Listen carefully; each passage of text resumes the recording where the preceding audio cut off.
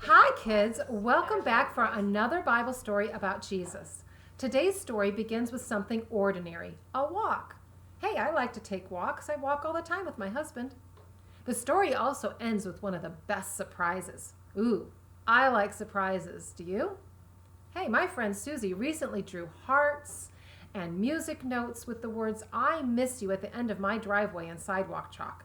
That was a good surprise. You know what else was a good surprise? When Jesus rose from the dead. In fact, this story happened on the very same morning that Jesus rose from the dead. Not all the disciples had seen him yet, and some were still unsure about what Jesus' death and resurrection meant. So here's the story. One day, two of Jesus' disciples were walking from Jerusalem to Emmaus, which, by the way, was a 7-mile walk. That's pretty far. They were sad about all the things that had happened to Jesus. There's supposed to be 2 disciples. You only have 1. What's happened to the other disciple? Maybe he's practicing social distancing? Good point. But we need another disciple. How are we going to get another disciple? Oh, I brought a puppet. Okay, I guess that's a pretty good idea. All right, so we'll start all over. Here we go. So she's got the puppet. There's going to be 2 disciples. But Abby, your puppet has orange hair and jeans. That doesn't look like a disciple. We don't care. Okay, all right. I guess I'll just have to do. Okay, here we go again. Let's start again. So one day, 2 of Jesus' disciples were walking to Jerusalem, from Jerusalem to Emmaus, which, by the way, was a 7-mile walk, which is very far. They were sad and upset about all the things that happened to Jesus. Remember that these disciples had not seen Jesus after he rose from the dead. Along the way, they were joined by a stranger.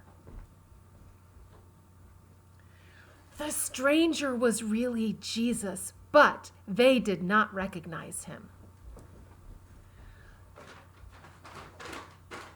What's she doing? Abby, what are you doing now? We're not recognizing him. Oh, it's kind of a good idea. Okay, so they didn't recognize Jesus. All right. It might be kind of hard to walk to Emmaus with a bag on your head. Remember, it's 7 miles, which is pretty far. Anyway, where was I? Oh, yes. The 2 disciples didn't recognize Jesus. They were talking to him the whole time down the road and didn't recognize him. As they were walking, the disciples told this stranger about the things that had been happening. They shared what they hoped that Jesus would be able to redeem all the people. Sadly, they shared that he had also been handed over Pontius Pilate to be crucified on a cross. Finally, they shared about how the tomb was empty on Easter morning. They shared all of this with that stranger, who was really Jesus. Jesus said that they were slow to believe. I told you you'd be slow to believe. He reminded them that the things happened exactly as he said they would. Things happened exactly as I said they would. As they came near to Emmaus, the disciples invited Jesus to eat with them. Would you like to eat with us? You do. So they sat down to eat together. As they began to eat, the stranger took bread and he blessed it.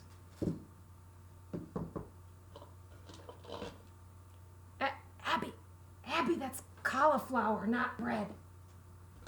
He took bread and he blessed it. Abby, that's corn on the cob, not bread.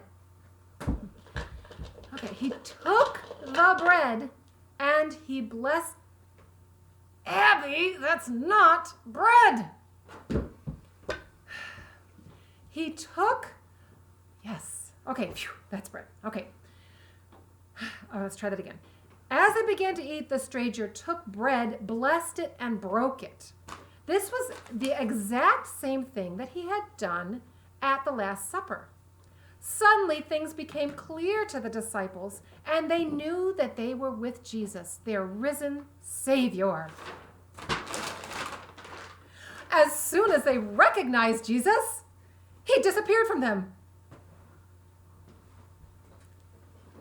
They rushed back to Jerusalem, another 7 miles, to tell the disciples that Jesus had risen from the grave and he had been with them. He is risen! He is risen! Jerusalem is really far away! Oh my, what a day. You know, sometimes it's hard for us to feel like we can see Jesus too. Sometimes we don't recognize him in our lives. We forget he's with us.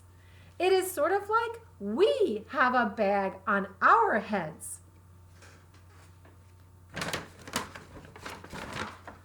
But don't forget that even if you can't see Jesus, he is always with us, loving us and helping us. We just need to open our eyes and see God's love. Bye, kids.